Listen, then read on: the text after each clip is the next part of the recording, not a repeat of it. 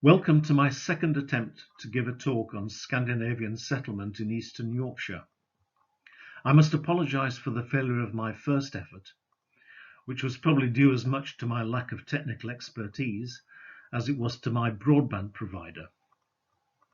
My thanks to those of you who are willing to give me a second chance. I will not cover the whole of the introduction that you heard before, but I will review some of the salient points in case there are any new members in the audience.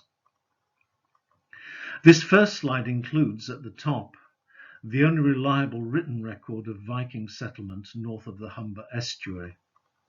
It says that Halfdan, one of the leaders of the Viking Great Army, settled his followers by sharing out the land so that they could cultivate it and provide for themselves. There are two comments I would like to make on this record. The first is that the wording suggests a settlement of farming communities rather than a simple transfer of landed estates from one elite group to another. The second is that the army under Halfdan's control was not an army in the modern sense, but a conglomeration of war bands with their own leaders who came together on occasion to fight their enemies, but otherwise might operate in smaller groupings or independently. The data I've been using for this study are place names, mainly the kinds shown on this sign at the entrance to Halfdan and Brafferton villages. Brafferton is an Old English name, meaning Tune of the Broad Ford. The Tune ending, called the generic part of the name, refers to the farming community which lived in and worked the surrounding land. And the Broad Ford is the specific part of the name, indicating which particular tune this is. In contrast, the name Halfdan is an Old Norse formation, created in a community which spoke Old Norse rather than Old English. Its generic element, the by ending, which I'll pronounce bu, has the same force as tun in Brafferton. It refers to a farming community, but its specific does not relate to the local topography. It is a personal name. It derives from the Old Norse name Hjalp, which is a woman's name.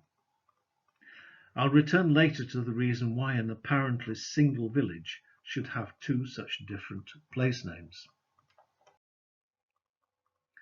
This slide shows very approximately the chronology of the coining of these two types of place name generics, tun and bu. Tun names were being coined in large numbers during the 8th and 9th centuries, and they continued to be coined in the 10th and 11th centuries and beyond, though probably less commonly. Bu names did not appear until the period of Scandinavian settlement. There is much debate about when they were coined, whether in the early documented period of Viking settlement in the late 9th century or later. I suspect they were not being created in Yorkshire after the end of the 10th century. The third type of name shown on this slide is the one with a Thorpe ending, such as Kingthorpe or Easthorpe. These are generally regarded as being coined later than most tuns and most bus, during the later 10th and 11th centuries and beyond. The left-hand part of this slide shows the distribution of place names in part of eastern Yorkshire on a map published over 80 years ago. The circles are place names showing Old Norse influence, the open circles being those ending in bu. Some of them are in low-lying areas of marshland, ideal for pasturing cattle, along the River Derwent, which curves through the map from top right to bottom left. Others are in the middle of the main arable areas on the south side of the river, and yet others are on the uplands, on the Yorkshire wolds, which are dry pastures more suited to sheep than cattle. These variations have led some scholars to suggest that those who created Bew settlements must have taken over and renamed Anglo-Saxon farming communities, because they're located in areas which would not have been left uncultivated until the late 9th century. In contrast, others have suggested that the appearance of Bew place names in areas like the Wells indicates that the Vikings must have taken over marginal land outside the farming territories of the Anglo-Saxons. In my view, both suggestions are partly right and partly wrong. To try to understand these issues more clearly, I decided to map out the Bew place names in terms of the townships shown on mid-19th century Ordnance Survey maps. The boundaries of them are shown as dotted lines like the ones visible here. These townships encompass the farming resources available to each distinct rural community. They are first recorded comprehensively in the mid-19th century, almost 1,000 years after the documented Viking settlement of Northumbria in 876. I therefore need to demonstrate that boundaries like these could survive for 1,000 years, and I will attempt to do so later. But first, some examples of what happened when I mapped townships with Bew place names in the Vale of Pickering, in areas traditionally regarded as good farming land. The areas I will look at first are near Hotham, at the west end of the Vale of Pickering, marked as figure 5 on this slide, and then townships immediately west of Pickering itself, on the northern edge of the Vale, marked here as figure 2. Hotham was an early Anglo-Saxon estate running east to west between the River Rye on the north and the Howardian Hills on the south. There is evidence that by about 800 AD it was the estate of a religious community based at Hotham.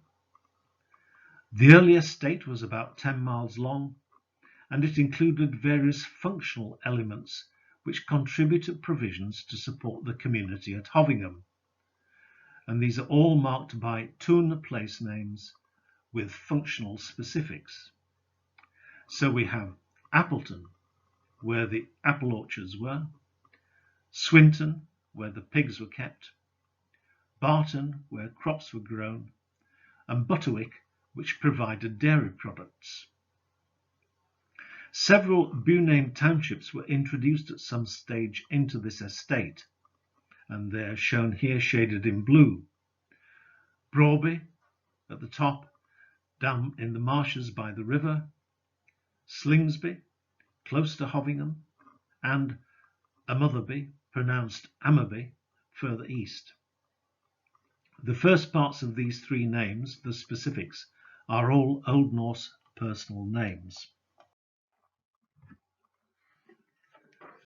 This close-up of Ammerby, named after someone called Aemunda, shows characteristics which are frequently found in Bew townships elsewhere in the Vale. The sides of the township are stepped, not straight, in a way which would suggest that they followed earlier alignments, probably taking a course through strips of arable lands laid out in earlier times. Ammerby seems also to cut off the neighbouring Appleton and Swinton townships from much of the marshland pasture by the River Rye. One way to interpret this, along with plans of other Bew townships showing similar characteristics, is that they were inserted into pre-existing rows of townships. So Ammerby was formed by taking out the eastern side of Appleby Township and the western side of Swinton Township, and the main riverside pasture lands of both. A similar kind of process is evident just to the west of Pickering, on the northern side of the Vale.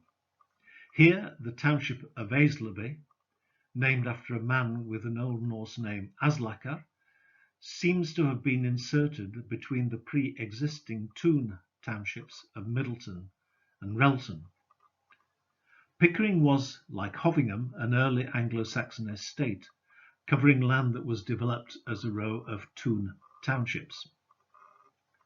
Relton formed the western end of the estate, and one interpretation of its place name specific derives it from a word meaning the place where felons were executed. In Anglo-Saxon times, places of judicial execution were often sited on the boundaries of estates. The shape of Aislabie and its boundaries, along with the detached portions of the carrs or marshes belonging to the township and shown towards the bottom left of the slide, point to Aislabie's insertion, taking up lands from its adjacent townships. This kind of process also might account for the rather asymmetrical positioning of its village settlement, at the eastern side of the township, very close to the village of Middleton, and Relton's against its eastern boundary. It would also explain the rather curious arrangement at Aislabie's southeastern corner, where, as shown on the enlarged view, there is a curious extension to enable the township to take up a small stretch of the watercourse known as Coster Beck. This watercourse powered Middleton's watermill and was now presumably deployed to power Aislabie's corn mill. The two corn mills still occupied the same sites in the 19th century. I promised earlier to provide some evidence for my hypothesis that 19th century township boundaries reflect, to some extent, the boundaries established between different rural communities in Anglo-Saxon times. This slide shows the township of Newbald on the Wolds of the East Riding, which was granted by King Edgar to Earl Gunnar in 963 AD. The record of this grant is regarded as an authentic copy of an original charter, one of very few to have survived for Yorkshire. It includes a description of the boundaries of Newbald, various named dales and prehistoric burial mounds are mentioned, along with the Roman road and other topographical features. And in the 1980s, two local historians, Maypittles and Moira Long, matched features in the landscape to the written description and show that the boundaries recorded in 963 were still in use in the 19th century. Besides Newbald, the grant included every other acre in the eastern part of Hotham, the neighbouring township to the southwest. We shall consider what this means in the next slides.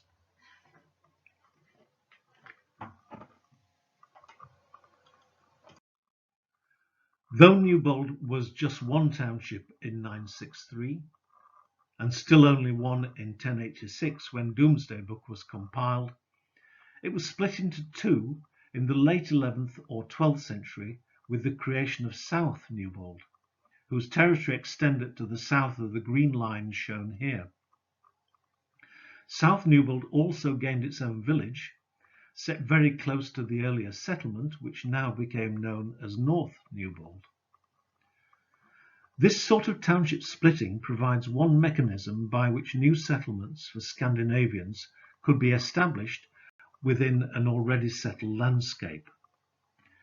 Another mechanism is demonstrated in the same charter's record of a grant of every other acre in eastern Hotham. This is not the only 10th century record of a grant of so many acres, sometimes every 5th acre, other times every 8th, and so on. It derives from a process of settlement creation common across northern Europe at this time, whereby new communities were founded through laying out long, narrow strips of land parallel to each other, which were then assigned to each new tenant by lot. And they were held by them in a fixed sequence across the community's arable fields. So tenant B's strips were always between those of tenant A and tenant C throughout the whole territory. The skeleton of these strips survived in Yorkshire down to the 19th century, and they can be seen on the map of Middleton by Pickering on the right of this slide, running all the way through the village settlement from the high moorlands in the north to the marshland pastures in the south. The satellite image on the left shows similar strips like this, many subsequently amalgamated with their neighbours, which are still in use in Poland. By the 19th century, Newbald tenants no longer held every other acre in eastern Hotham, but the maps show that they had detached blocks of land in eastern Hotham, which probably still reflected the earlier grant of individual strips. The tenants of Newbald had probably grown tired of having to cultivate strips scattered across the eastern part of the neighbouring township, and had come to an arrangement with the community in Hotham whereby the strips were exchanged for larger, detached blocks of land. Returning to the Pickering area, we can see evidence for the creation of new homes for Viking settlers in the township of Thornton Dale, another part of the Pickering estate, just east of Pickering itself. I'd like to draw your attention on this slide to the course of Thornton Beck, which runs north-south down the centre of Thornton Township, and the two Bew names recorded on the west side of the beck, Farmanby and Roxby, both with Old Norse personal name specifics again, Farman and Rauther. In this area, on the west of the beck, the mid-19th century Ordnance Survey map shows many small fields and strips which have separate numbers. There is a key on the map which explains what the numbers refer to. And it says that numbers 2 to 33 belong to the township of Thorntondale in the parish of Thorntondale. Those numbered 34 to 72 belong to the township of Farmanby in the parish of Ellerburn. Those numbered 73 to 78 belong to both these townships, but the portions belonging to each cannot be shown by distinct boundaries.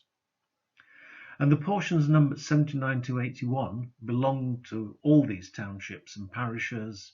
No one by then really knew to whom they belonged. And it's clear that from the quote at the bottom, this confusion as to which lands belong to which township already existed in the early 17th century, because it's referred to in depositions relating to a court case. This slide shows on the left the patchwork of fields belonging to Thornton and Farmanby in the mid-19th century. Thornton's are coloured red-brown, Farmanby's are coloured blue-grey. The white fields are those which no one knew anymore to which they belonged. This sort of pattern could well have resulted from an allocation of strips in the western part of Thornton, west of the beck, to Scandinavian settlers under their leaders Farman and Rauther. As at Hotham, it was limited to one part of the township, western Thornton, and it was a three-way split originally, with proportions of strips going to Farmanby and others going to make up Roxby. But Roxby was itself subsumed into Farmanby in the 14th century and then ceased to exist as a separate farming community. But its settlement site is still visible as earthworks, and Farmanby's settlement is now part of Thornton Village, an area called Westgate.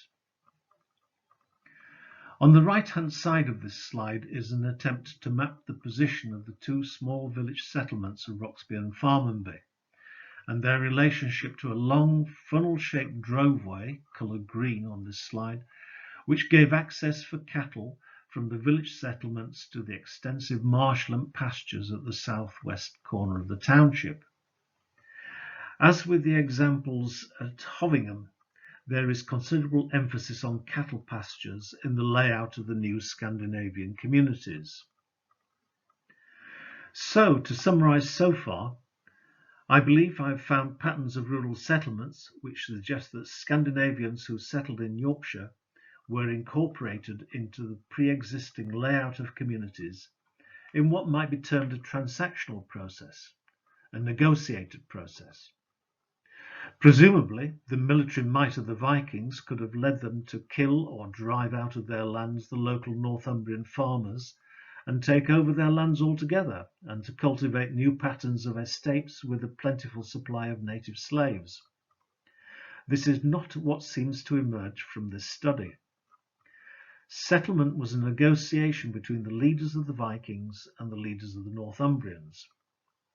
And I will suggest that the most prominent leaders of the Northumbrians in the late 9th and 10th centuries, the people who had the knowledge and authority to plan and implement this kind of settlement in Yorkshire, were the archbishops of York and their officials. We have focused so far on the lowland areas of the Vale of Pickering. I would now like to turn to what was happening in the surrounding uplands. First, in the Halfdan Hills, covered by figure 6 on this location map. Then to two areas of the northern Wells, covered by figures 8 and 7. These are areas which have been seen by scholars as vacant lands unused by the pre-Viking Northumbrians.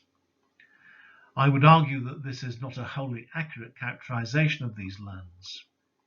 They had not yet been divided up into townships, like the ones in the lowlands, but they were still attributed to particular estates and used for farming purposes, perhaps mainly as upland pastures.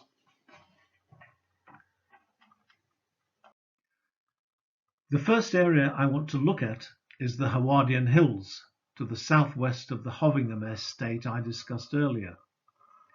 Here, there is a rectangular block of 5 bu-named townships, very different from the patterns discussed earlier. 2 of the 5 have Old Norse personal name specifics, Branda and Styr. 2 others, Skewsby and Dalby, refer to local topography, woodland and a valley. The remaining name, Wenby, means the bu of the women, and raises interesting questions as to who settled there. We started this talk with the personal name Hjalp in Helperby, an Old Norse female name. But all the other Old Norse personal names discussed above so far have been male. There is, however, some evidence that some Viking warriors may have been women.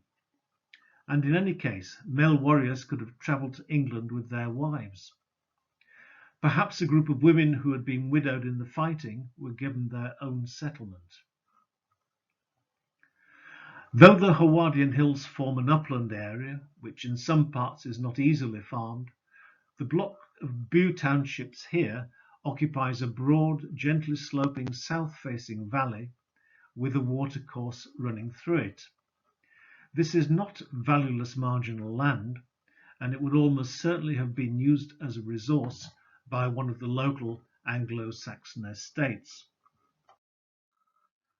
A broadly similar pattern is shown on this next map, which covers an estate called Kirby Underdale on the western edge of the Yorkshire Wolds. It includes the steep incline of Garraby Hill on the road from York to Bridlington, which many of you may know.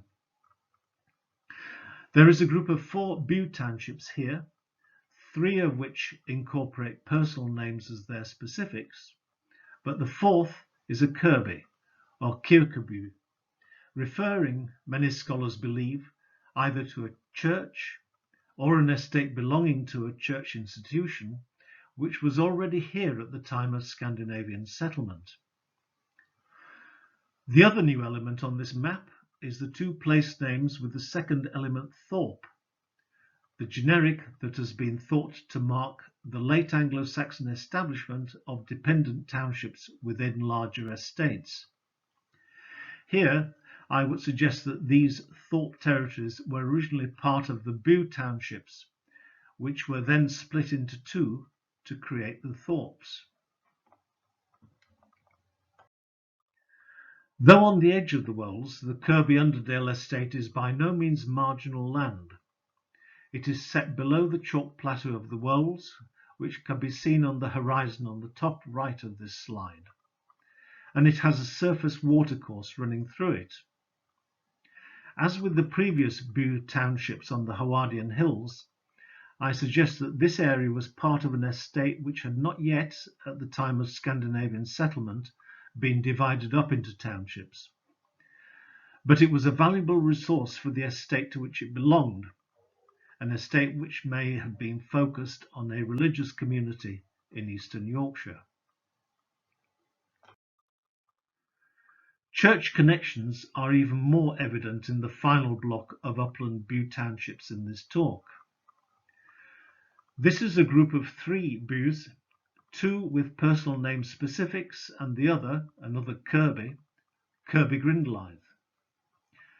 There is evidence from Domesday Book that there was once a 4th, named Thorolby.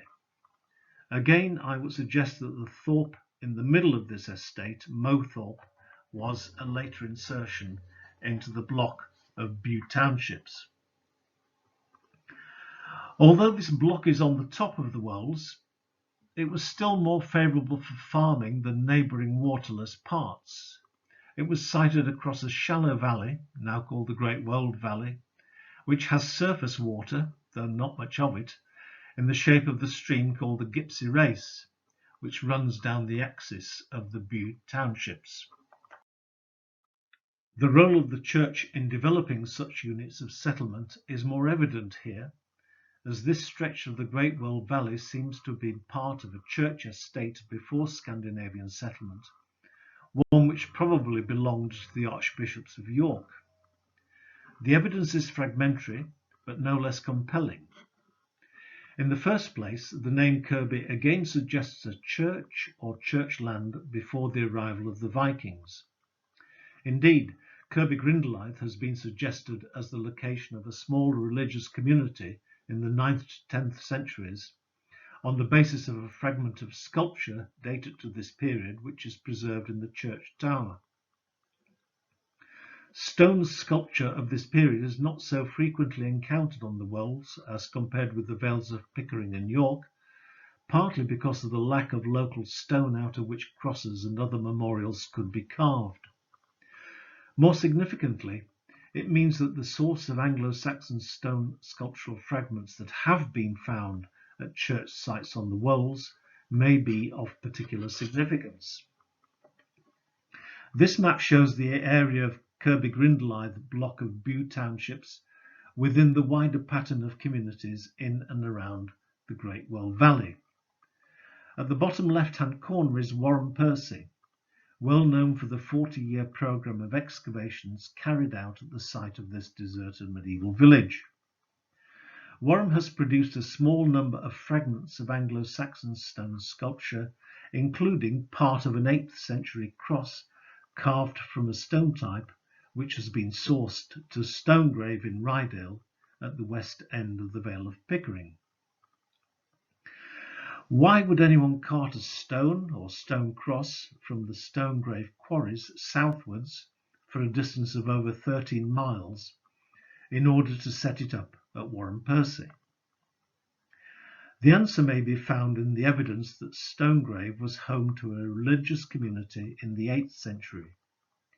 It may be that the upland pastures at Warren Percy had been, at this time, a resource attached to the community at Stonegrave, or perhaps to a small network of monasteries which included Stonegrave. In contrast, some of the stone fragments found at Kirby Grindlaith Church are thought to be reused pieces of Roman masonry from York, and they may link the Kirby estate to York and to the archbishops.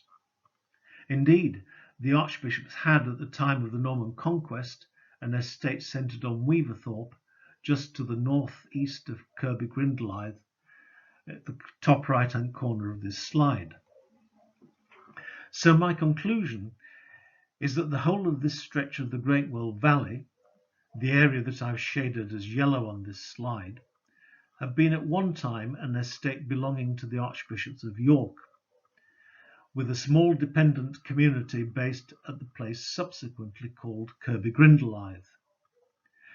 That the archbishops then, at the time of the Viking settlement, had allocated to the settlers the southwest part of their estate. Once again then, with these upland settlement blocks, there is evidence that they were allocated to groups of Vikings, perhaps to individual warbands, as part of a negotiated settlement, rather than as one imposed unilaterally by the Vikings through force of arms. The areas of eastern Yorkshire that I've discussed so far do not in fact seem to have been the main focus for the creation of Bew townships. These kinds of townships are found more densely scattered in the Vales of York and Mowbray. There could be a couple of reasons for this. First, York itself was the centre of a Scandinavian ruled kingdom in the late 9th and first half of the 10th centuries. Secondly, much of the pre-settlement activity of the Viking Great Army and its component warbands had been focused on a couple of the main rivers flowing north and south into the Humber estuary, the Trent and the Ouse. The archaeological signature of the Great Army's winter camps at Torksey on the Trent and at Aldwark on the Ouse northwest of York have been convincingly characterised by Dawn Hadley and Julian Richards of the University of York. I'm only just beginning to look in detail at the place name evidence in these areas, but one I've already started to explore is Helperby, where this talk began, and which can be seen on this slide to the northwest of York on the River Swale. I mentioned earlier the curiosity of having what appears to be one village with two names, Brafferton and Helperby. The reason for this is visible on this satellite image. These are in fact two settlements, two villages, set so close together as to be semi-detached. It's something I've mentioned before in relation to Aisleby and Middleton, where the two villages are set very close together, although on different sides of the township boundaries separating them. And it's an indication, I think, of one being inserted by the side of the other. Brafferton, the original village, was positioned close to the broad ford over the River Swale, after which it was named. For the people who founded Helperby too, the east side of the ford would have been a preferred location. This slide shows the layout of Brafferton and Helperby townships. They were divided by a boundary which ran along the course of the road from Raskelf in the east to the Broad Ford. At the bottom right of the slide, in the photograph, the interrupted white line running along the centre of the road is approximately the position of the township boundary. The houses on the right are in Brafferton, those on the left in Helperby. Helperby is one of the earliest recorded Bew townships in Yorkshire. It appears in a memorandum written by the Archbishop of York at the end of the 10th century, and it records that Helperby and two shares of Mitton, the township to the south, as well as jurisdiction of other communities in the area, have been acquired by a previous archbishop through forfeiture.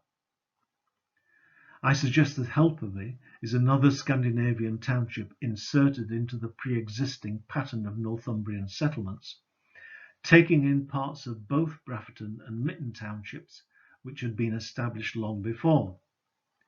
It took over the southern part of Brafferton, as well as a proportion of the acres of Mitton to the south, which became an area of Helperby known in the 19th century as Mitton Fields. The reasons for the forfeiture of Helperby to the archbishops are worth exploring further. They're recorded in the excerpts of the late 10th century memorandum translated on this slide. Helperby was forfeited on the grounds of illicit marriage. There were two brothers who had one wife. This has been interpreted by some as polyandry, a threesome, but a more likely explanation is that the woman's first husband had died and she then married his brother. Such marriages have been banned by the church in the late 4th century on the grounds of incest, which until recent centuries covered not only marriage to close blood relations, but also to close in-laws or affines. Various law codes of late 10th and early 11th century England state that there should be no intermarriage within 6 degrees of relationship on either side, and that if a man married his brother's widow, he committed incest, and the king was entitled to take the male offender and the bishop the female offender. This was, incidentally, the law that Henry VIII tried to use to persuade the Pope to annul his first marriage to Catherine of Aragon, since she had previously been betrothed to Henry's dead elder brother Arthur. If this was such a case, the question is then, why would a widow wish to marry her dead husband's brother, or why would the dead husband's brother wish to marry the widow? The answer is probably to be found in the control of land and other property. It may be that the widow had inherited estates which the dead brother's family wished to keep within their control. Precisely the same issue is recorded in one of the best-known Scandinavian sagas, Egil's saga, which is preserved in 13th century form, but purports to describe events in the first half of the 10th century. Egil and his brother Thorolf had been in England fighting for King Athelstan when Thorolf was killed. Thorolf had been married before coming to England to a woman called Asgard, and Egil therefore set sail back home to discover whether she had borne a child to Thorolf during their time in England. She had, a daughter, and Egil married her to take control of her inheritance and that of her daughter. It is tempting to read similar motivation in the case of the illegal marriage at Helperby, but in this case the church authorities stepped in and deprived the couple of their estate.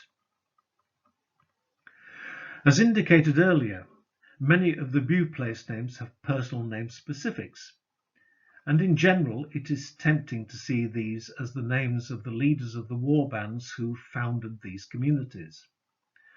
There are over 100 cases recorded in Yorkshire. Helperby is, however, only one of 2 cases of Bute names where the Old Norse personal name is female in the whole of England, and it might be that the personal name of this settlement changed at the time Helperby was forfeited to the Archbishop. In this case, Hjalp could have been the name of the woman who married the 2 brothers, rather than the name of the person who originally founded this settlement.